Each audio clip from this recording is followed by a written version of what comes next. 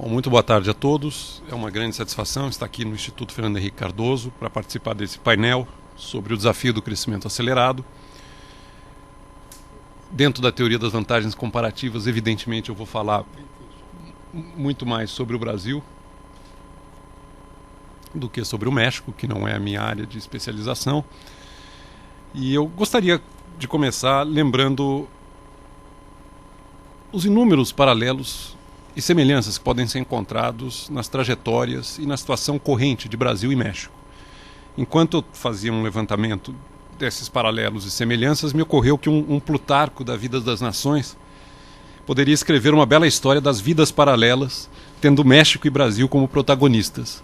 Plutarco escreveu as vidas paralelas de gregos e romanos. Eu acho que daria para fazer um belo ensaio mostrando na Vida das Nações Brasil e México como situações que têm trajetórias muito semelhantes, embora com alguma defasagem de tempo, né? Em alguns momentos as coisas acontecem antes em um país, em outros momentos acontecem em outro.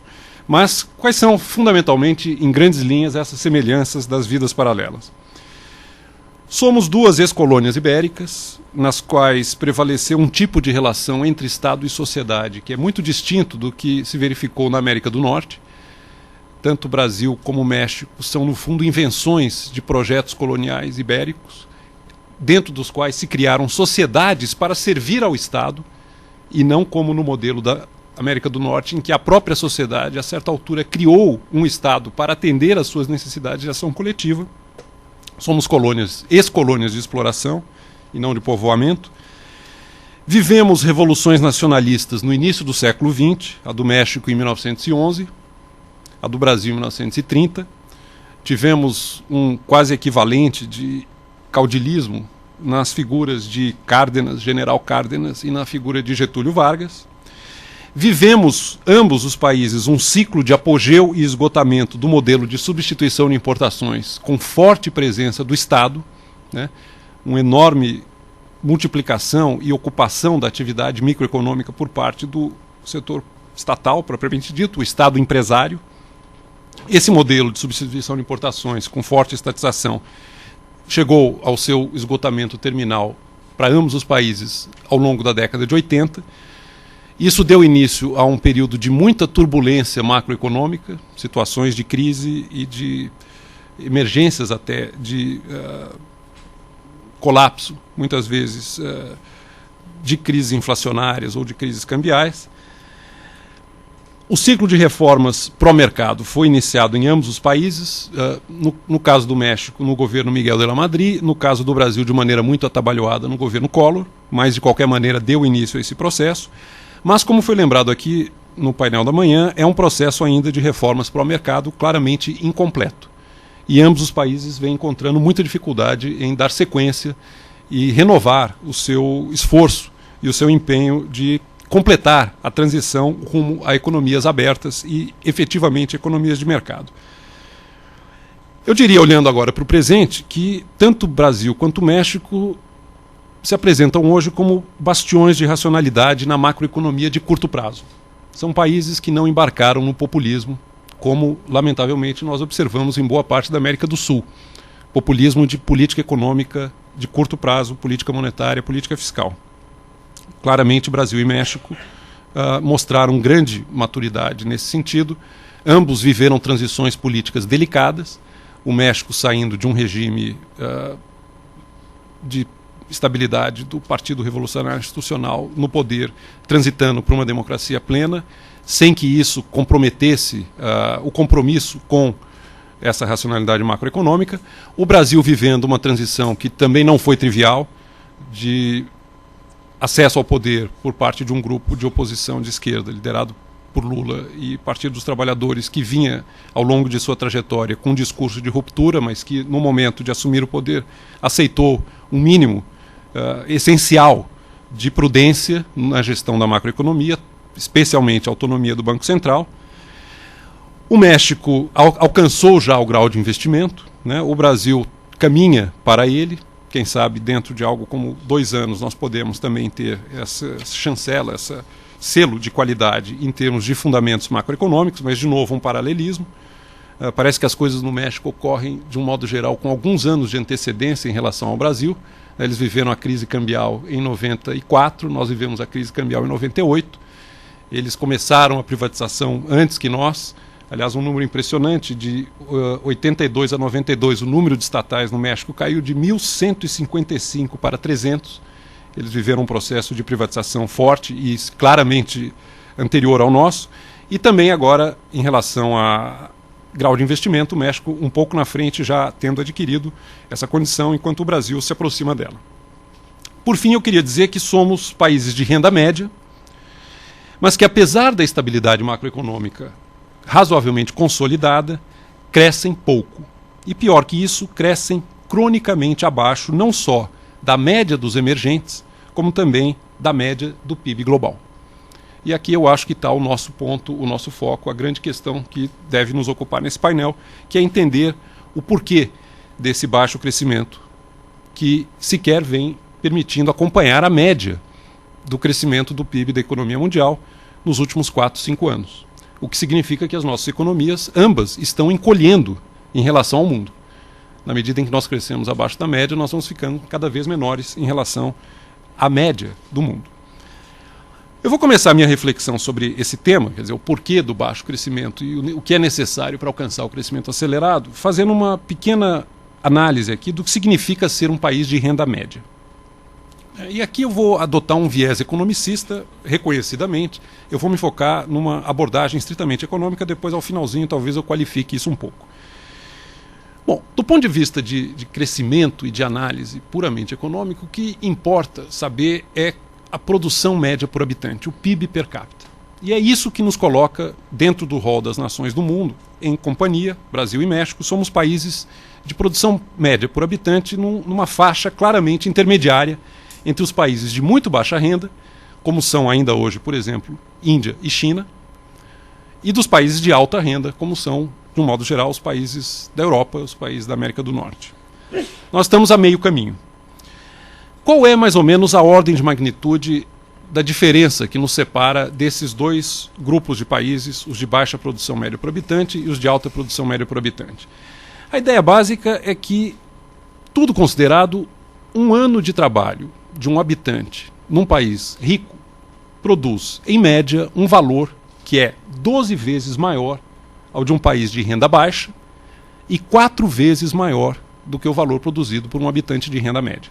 Nós estamos falando de uma diferença, portanto, de 1 para 4 para 12. O país de renda alta produz 12 vezes mais por ano em termos de valor do que o baixa renda e 4 vezes mais do que o país de renda média. Deixe-me fazer um breve parênteses aqui para dizer que essa comparação e essa ordem de magnitude leva em conta a paridade do poder de compra da moeda. Nós não estamos, portanto, sujeitos aqui a distorções de taxa de câmbio. E essa comparação leva em conta também, se não toda, boa parte, a maior parte da chamada economia informal.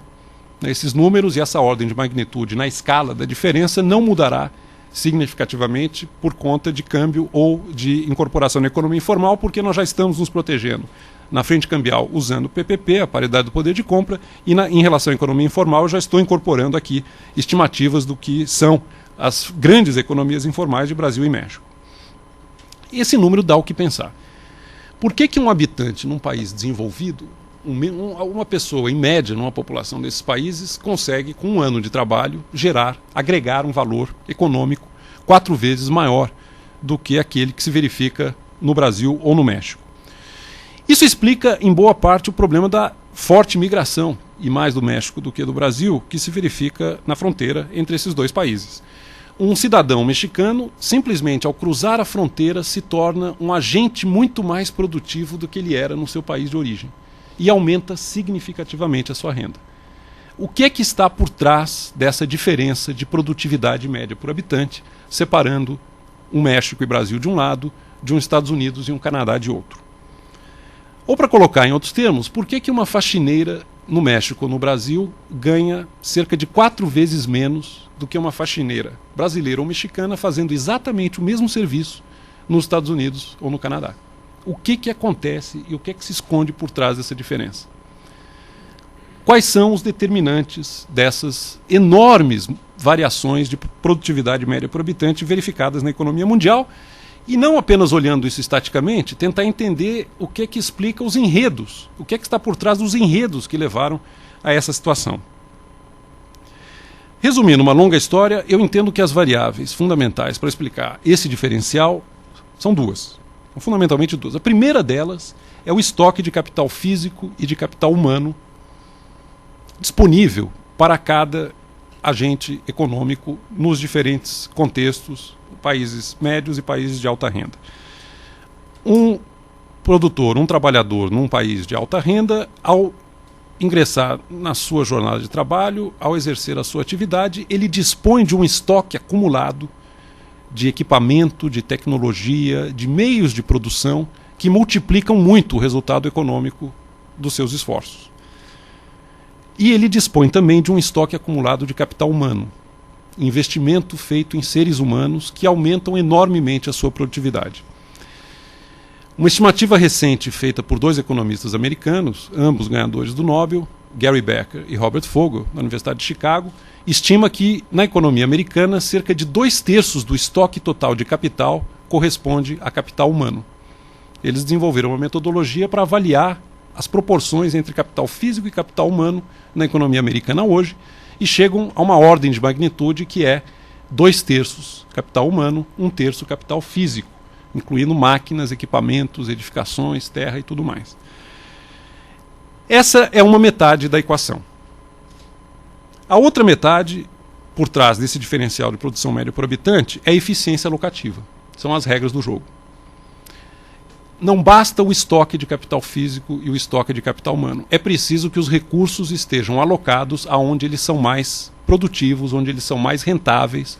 É importante que a economia tenha um sistema de incentivos que direcione as atividades para aquelas áreas de produção, para aqueles setores que geram o melhor resultado econômico. Eu acho que a Alemanha, aqui, para olhar um caso de país desenvolvido, é um grande laboratório dessas duas variáveis, porque ela viveu situações extremas ao longo do século XX. A Alemanha, ao final da guerra, era praticamente um deserto de capital físico, todo o estoque passado de capital físico foi destruído, o país foi dividido ao meio, nós tivemos do lado ocidental uma economia de mercado, do lado oriental uma economia de planejamento central, que era a mais ortodoxa de todo o bloco soviético, e nós tivemos alguns resultados interessantes. A Alemanha, partindo do zero de capital físico, a Alemanha Ocidental, em pouco espaço de tempo já havia recuperado a condição de um dos países mais prósperos e hoje o mais próspero da Europa. O que é que não desapareceu na Alemanha com a guerra? O estoque de capital humano. Com regras do jogo adequadas, qualidade dos jogadores e eficiência alocativa, os incentivos adequados, em espaço de uma ou duas gerações, um país passa praticamente do zero para a condição de alta renda per capita entre as maiores do mundo. O laboratório alemão é interessante também porque permite comparar o mesmo capital humano dos dois lados da Alemanha funcionando dentro de sistemas de regras completamente distintos. Do lado oriental, planejamento ortodoxo, centralizado, do lado ocidental, uma economia de mercado integrada ao comércio mundial. Ambos se tornaram os países mais prósperos dos seus respectivos blocos. Havia uma piada na Europa, na década de 80, que, antes da queda do muro, o alemão faz qualquer sistema funcionar, né? Não era bem assim. Nós descobrimos depois que o fosso entre as duas Alemanhas era muito maior do que se imaginava. Era alguma coisa da ordem de 6 vezes mais o PIB per capita ocidental em relação ao oriental. E essa é a diferença que as regras do jogo fazem. Com o mesmo estoque de capital humano na partida, colocado em estruturas institucionais, em ambientes de negócios completamente distintos do ponto de vista do incentivo e da estrutura dos sinais econômicos, o resultado, de novo, em 2 gerações, era de uma ordem muito expressiva, a separação entre as duas Alemanhas. Bom, olhando para o caso da faxineira, para completar essa parte da exposição, por que a faxineira brasileira ou mexicana nos Estados Unidos e no Canadá ganha 4 vezes mais do que a sua colega brasileira fazendo exatamente o mesmo serviço? Numa única proposição, não existe nos países de alta renda um estoque de mão de obra não qualificada abundante. Nós temos uma oferta muito grande ainda de mão de obra não qualificada. Há um excedente de mão de obra não qualificada. Se o patrão da faxineira canadense, uma brasileira ou uma mexicana, talvez ilegal, nem sindicato tem, se resolver pagar a ela o mesmo que paga a sua colega brasileira, o patrão brasileiro, imediatamente essa faxineira pedirá as contas e ele não conseguirá contratar outra pelo mesmo salário que ele gostaria de pagar. Por quê? Porque não há uma superabundância de mão de obra não qualificada. Se a faxineira da CUT no Brasil quiser ganhar como a brasileira ou mexicana trabalhando no Canadá, e ela teria todo o direito de pleitear tal coisa, a própria CUT não vai pagar o que o patrão canadense paga, ou o patrão americano paga. Por quê? Porque é totalmente desproporcional e fora da realidade do mercado brasileiro. Ele vai provavelmente despedi-la e contratar outra pelo preço do mercado, porque tem 1 milhão de pessoas aí fora querendo fazer essa função, recebendo exatamente o que o mercado estabelece. Bom, o que eu queria falar um pouco agora é do enredo. Até agora eu fiz uma foto e uma radiografia, né? O que está por trás da produção média por habitante em diferentes situações e realmente como é que a pergunta que nos falta agora responder e que me leva à questão do crescimento é o enredo que está por trás dessas duas coisas. A criação de um estoque de capital físico e humano que permite alavancar muito a produtividade, é você passar da roça para a informática, é você passar da venda ambulante para o trator, para a produção de alta tecnologia, para a engenharia genética. O que é que está por trás desse movimento de formação e de acúmulo de capital físico e capital humano, de um lado, e de outro lado, o enredo da criação de instituições e regras do jogo que efetivamente direcionem os recursos produtivos da sociedade para os setores em que eles são economicamente mais rentáveis, aprimorando, portanto, a eficiência, a produtividade total dos fatores. Bom, aqui eu vou me reportar à situação brasileira. Eu acho que muito do que falarei se aplica ao Brasil, mas algumas questões essenciais realmente não são equivalentes no modelo mexicano, e algumas dessas diferenças, aliás, já foram apontadas hoje no período da manhã. Antes de mais nada, é preciso entender que a palavra crescimento em economia esconde duas realidades distintas. Embora nós usemos o mesmo termo, ele denota duas mecânicas diferentes. Existe um crescimento de curto prazo, que é uma recuperação cíclica. Uma economia que vem operando abaixo do seu pleno potencial de produção, uma economia na qual existe um grau razoável de ociosidade, pode no curto prazo crescer quando há um estímulo de demanda, tanto interna quanto externa, ou uma combinação de ambas. Esta economia pode crescer no curto prazo, usando de maneira mais intensiva as facilidades de produção, o estoque de capital já disponível, que não está plenamente mobilizado. Brasil, e eu creio que México também, não tem nenhuma dificuldade em fazer este tipo de crescimento. Ou seja, de tempos em tempos, quando a economia está retraída, os estímulos adequados de demanda permitem a essa economia rapidamente um flerte com o crescimento, uma expansão da produção agregada, mas que é muito mais uma acomodação de curto prazo, com base em redução da ociosidade, do que propriamente a segunda mecânica do crescimento, que é aquela que eu pretendo enfocar, que é o chamado propriamente crescimento sustentado. Aí é que está a nossa dificuldade. No que consiste o crescimento sustentado? O crescimento sustentado, no fundo, é uma escolha intertemporal. É uma sociedade que percebe que, ao transferir recursos do presente para o futuro, transformando-os em capital, pode melhorar muito a sua produtividade média por habitante ao longo do tempo. Uma parte da renda não é integralmente consumida no presente, ela é transformada em conhecimento, em inovação, em acumulação de capital físico, máquinas, equipamentos, infraestrutura, e à medida que esse esforço transferido para o futuro vai se materializando, vai se concretizando, o valor criado pela hora trabalhada vai também se potencializando. É uma espécie de milagre da multiplicação dos pães, permitido pela formação de capital, pela transferência ordenada de recursos do presente para o futuro. Os países que crescem consistentemente a taxas elevadas são países que têm uma enorme capacidade de promover esse tipo de troca no tempo. Tanto na formação de capital físico, eu friso, quanto na formação de capital humano. Qual é a ordem de magnitude aqui do que nós estamos falando? né? Uma primeira aproximação, mas parcial e até certo ponto limitada, é olhar, como fez o Jorge Gerdau aqui na parte da manhã, olhar para um indicador desse esforço que é a chamada formação bruta de capital fixo. Qual é o tamanho da renda nacional que um país está transferindo para o futuro na modalidade formação de capital físico? Construção civil, máquinas, equipamentos, infraestrutura. Se nós pegarmos um panorama da economia mundial hoje, nós vemos primeiro que os países que são hoje altamente desenvolvidos, quando cresciam a taxas parecidas com os asiáticos, hoje poupavam e investiam coisa ao redor de 25% a 30% do seu PIB. Era, por exemplo, o caso dos Estados Unidos na segunda metade do século XIX. Não é o caso dos Estados Unidos hoje, mas agora a comparação é muito diferente, porque é um país que já tem o estoque da acumulação de capital praticamente realizado e se trata muito mais de manter isso e aprimorar na margem. Se nós olharmos para os países líderes hoje do crescimento mundial, como a Índia e a China, nós vamos ver números que até chamam a atenção pelo seu exagero na direção oposta. Nós vamos ver uma China com uma formação bruta de capital fixo ao redor de 45% do PIB, o que significa que de cada R$100 de valor criado, 45 não são consumidos no presente, mas são disponibilizados na formação de capital para melhorar a capacidade de produção do país em caráter permanente no futuro. É uma expansão da capacidade de produção, não é apenas uma acomodação do nível de produção dentro da capacidade instalada, é o crescimento sustentado. Um país como a Índia tem uma coisa excepcional também, nesse ponto melhor resolvido do que a China, inclusive. Investe 28% do PIB como proporção do PIB de capital físico, né, na formação bruta de capital físico, e consegue taxas de crescimento sustentadas de 7, 8% ao ano ao longo do tempo. Quando nós olhamos para a América Latina e olhamos para Brasil e México, nós vemos números muito diferentes desses.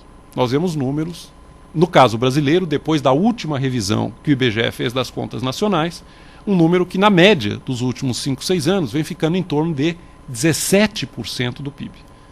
É uma das menores taxas de formação bruta de capital fixo que se tem registro hoje no mundo. O México, pelos números que nós vimos aqui na parte da manhã, é um pouquinho melhor do que isso, especialmente porque o Estado mexicano tem uma capacidade de investimento bem superior à do brasileiro, não obstante uma carga tributária bem mais baixa. Bom, esta é a ordem de magnitude. O que se trata de entender agora é por que ela é tão baixa.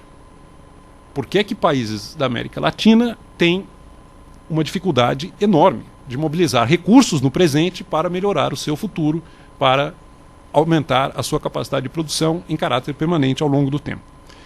Eu queria fazer um parênteses rápido metodológico para dizer que eu não gosto muito desse número da formação bruta de capital fixo, porque ele é extremamente limitado no entendimento correto do esforço de uma sociedade de se capitalizar.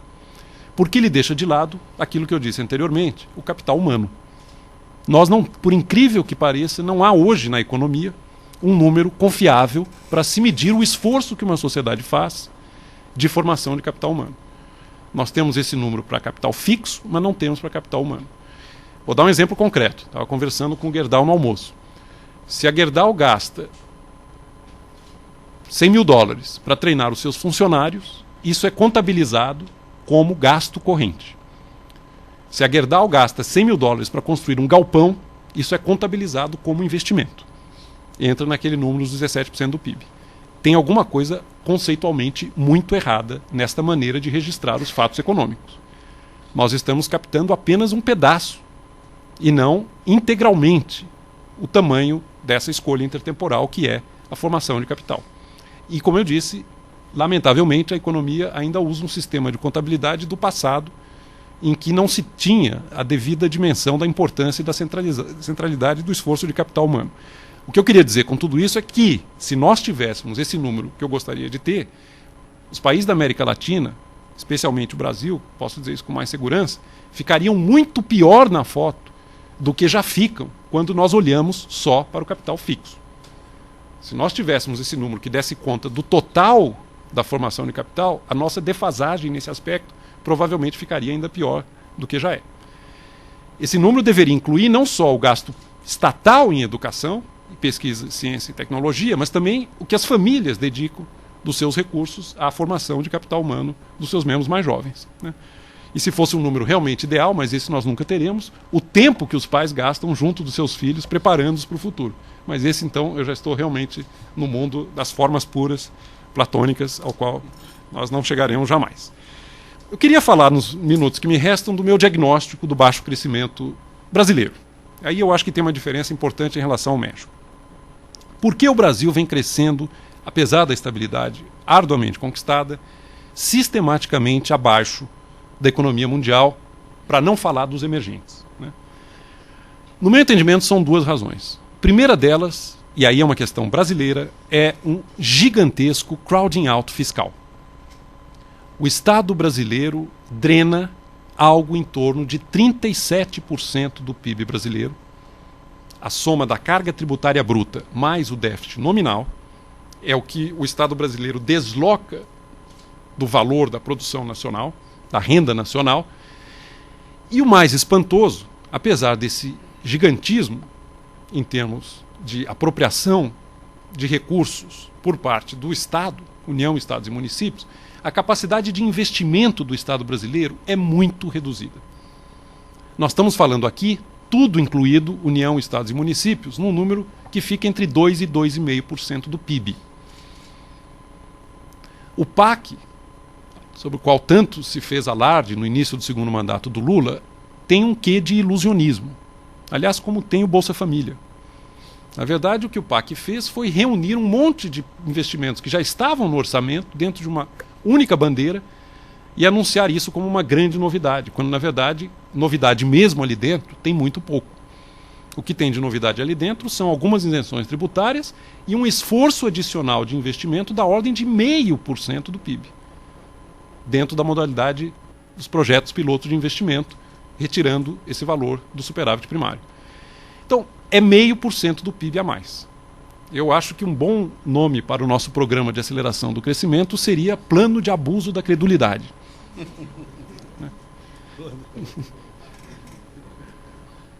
Crowding out fiscal significa o quê? Significa que uma parcela muito expressiva da poupança das famílias e das empresas brasileiras está sendo transferida para o setor público brasileiro, no qual se transforma não em investimento, mas em gastos correntes. Os recursos que as famílias e as empresas teriam para melhorar a sua capacidade de produção, alavancar o seu futuro, educação, treinamento, tecnologia, máquinas e equipamentos, esses recursos estão sendo em larga medida desviados para financiar o setor público, e no setor público, aí a grande diferença em relação à época do autoritarismo, e isso piorou muito da Constituição de 88 para cá, no Estado brasileiro esses recursos se transformam em gastos correntes, não em investimentos propriamente ditos. Como eu disse, tudo somado, nós estamos falando de algo entre 2% e 2,5% do PIB, de um total de crowding out da ordem de 37%, 38% do PIB, já incorporando a revisão das contas nacionais, que mostrou que a carga tributária brasileira, embora muito elevada, não era tão elevada quanto nós imaginávamos no passado recente. O segundo ponto do meu diagnóstico diz respeito ao arcabouço institucional. As deficiências das regras do jogo que prevalecem na economia brasileira. O sintoma mais aberto, mais aberrante dessa realidade, aí eu acho que o México também tem uma realidade parecida, é a extensão a que chegou a informalidade na nossa economia. As relações de trabalho e a atividade econômica que funciona num nível enorme de precariedade, que não tem condições, em larga medida, de pertencer à economia regularmente constituída e que está condenada a um nível extremamente baixo de produtividade. Sem acesso a crédito, sem condições de crescer, competindo em muitos casos em situação de vantagem por não pagar impostos com a economia legalmente constituída, que também fica tolhida, porque o seu espaço de atuação e de mercado fica prejudicado pelas atividades que não cumprem plenamente os seus deveres tributários, etc. Essa é uma enorme deficiência e essa deficiência diminui muito a capacidade de investimento de um país.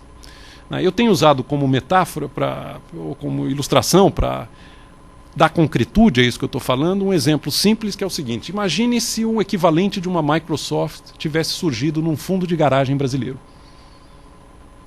Estaria até hoje no fundo de garagem. E provavelmente vendendo produtos pirata. uma cadeia de fundos de garagem, né? Assim, eu fui dar uma palestra outro dia numa grande rede de canal a cabo e eles me deram, entre tantas informações que a gente vai colhendo por aí, o segundo canal por assinatura no Brasil é o Gato. O Gato, a ligação ilegal. A ligação...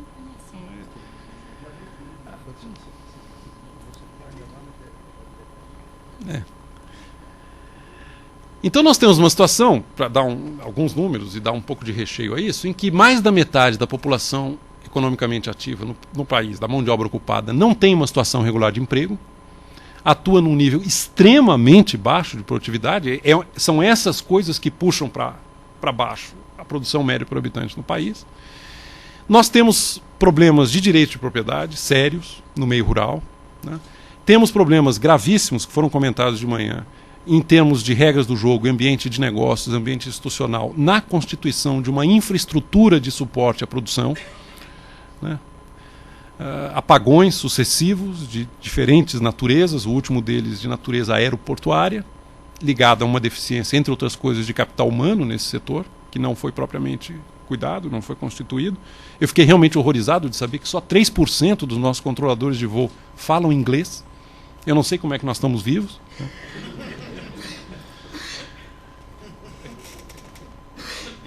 As regras do jogo tornam uma situação que já era difícil, em termos de baixa poupança e baixo investimento, ainda um pouco pior, porque elas não animam a apostas de longo prazo, não animam a comprometimentos de recursos em longos períodos de tempo, que são a essência do crescimento sustentado. Um ambiente propício ao crescimento sustentado é um ambiente em que se pode fazer apostas no futuro, com um mínimo de previsibilidade, de confiabilidade, de segurança jurídica em relação ao retorno econômico do negócio. É lógico que riscos de mercado existem em qualquer lugar do mundo, mas além dos riscos normais de mercado, o nosso ambiente, com todas as mazelas e deficiências que eu muito sumariamente tentei resumir aqui, este ambiente não premia esse tipo de empenho e de comprometimento no amanhã. Eu queria terminar com um último minutinho atenuando um pouco o viés economicista que eu dei a essa palestra, tá? Eu acho também que nós temos que lembrar que Brasil e México, na verdade, nós não podemos submeter a nossa imaginação à ideia de que nós somos versões pioradas ou imperfeitas do modelo ocidental vitorioso na América do Norte. Preparando a minha palestra, eu me deparei com uma anotação que eu fiz há muitos anos atrás, de um artigo escrito pelo Friedrich Engels, logo depois da invasão do México pelos Estados Unidos, em 1846. Né? Houve uma guerra, um incidente de fronteira, houve uma guerra, os Estados Unidos acabou vencendo a guerra, tomou a capital do México, tomou o México, foi assinado um tratado que estabeleceu a fronteira atual do México no Rio Grande, foi cedido pelo tratado a Califórnia e o Novo México. Não, foi vendida por 15 milhões de dólares, cedido por 15 milhões de dólares, com uma contrapartida, né? Mas o que eu queria dizer não é o fato militar, eu queria dizer a reação do Engels, quando soube da vitória norte-americana em relação à guerra. Olha o que escreveu o Engels, num artigo de 1847. Resultado da guerra. Isso significa progresso para um país, o México, que até então só se ocupava de si mesmo, dilacerado por eternas guerras civis e impossibilitado de qualquer desenvolvimento. Um país que não tinha outro futuro senão cair, no máximo, sob a vassalagem industrial da Inglaterra. Progresso, dizemos, para um país, o México, que se vê arrastado para a frente pela força da história. Ou seja, o Engels está comemorando a invasão do México pelos Estados Unidos como sendo a única possibilidade de progresso de uma nação que, de outra maneira, se afundaria nas suas próprias contradições. É uma visão completamente anacrônica e de um economicismo muito crasso que desconsidera por completo cultura, identidade nacional, projetos alternativos de convivência humana. Eu lembro isso aqui porque eu acho que muitos colegas meus economistas, por outros caminhos, chegam a uma visão que não é muito distinta dessa. Se perdêssemos completamente a soberania e nos tornássemos novos estados da grande nação americana, não teria nenhum problema. Melhoraríamos a nossa produção média por habitante e nos tornaríamos uma cópia menos imperfeita do que somos do padrão vitorioso do Norte. Eu gostaria de humilde, modestamente, embora economista, me contrapor a essa visão. Eu acho que nós temos sim problemas de convivência e de civilização muito graves, temos ainda uma agenda social em larga medida de século XIX, saneamento, qualidade do ensino fundamental, mas nós não podemos de forma alguma imaginar que as nossas culturas, e o México tem uma cultura que eu admiro enormemente pela sua força, pela sua integridade, pela sua diferença, nós não podemos de modo nenhum nos imaginar como cópias imperfeitas de um modelo que não conseguimos alcançar.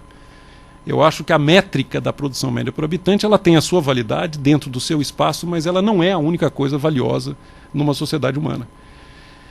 Enquanto não resolvermos os nossos problemas muito elementares, civilizatórios, eu imagino que ficaremos muito mais submetidos a essa métrica e esse tipo de colonização da imaginação humana do que precisaríamos estar.